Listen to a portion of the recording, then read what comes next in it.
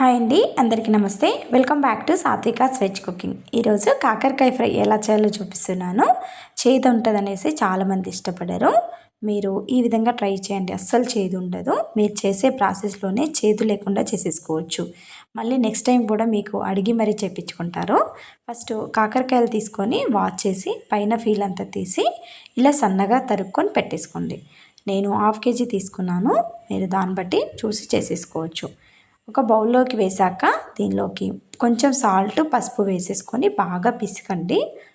ఇలా పిసికినాక దీనిలోకి వాటర్ పోసి మళ్ళీ ఒకసారి బాగా కడిగి దీనిలోకి మళ్ళీ వాటర్ పోసి అలా చేదు లేకుండా అవుతుంది. ఇలా చేయడం వల్ల మీరు కూడా ఇలా ట్రై చేయండి ఒక్కసారి.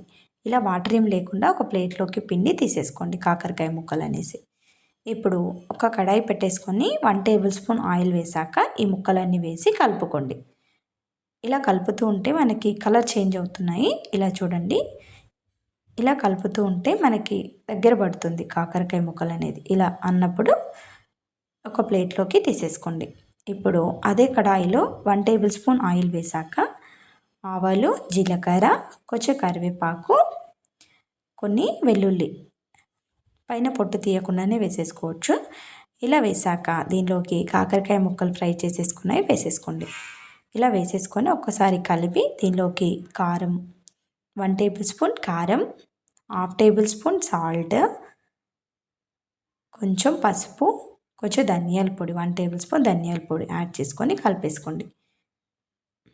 ఇలా కలపండి ఒక్క నిమిషం పాటు. ఇలా కలిపితే మనకి ముక్కలకంత కారం, సాల్ట్ అన్ని పట్టే వరకు కలిపాక కొంచెం పైన కొంచెం కొత్తిమీర యాడ్ చేసుకొని కలిపితే అంతే, కాకరకాయ ఫ్రై అనేది రెడీ అయిపోయింది. చాలా సింపుల్గా చేసేసుకోవచ్చు. మీకు వీడియో నచ్చినట్లయితే ప్లీజ్ సబ్స్క్రైబ్.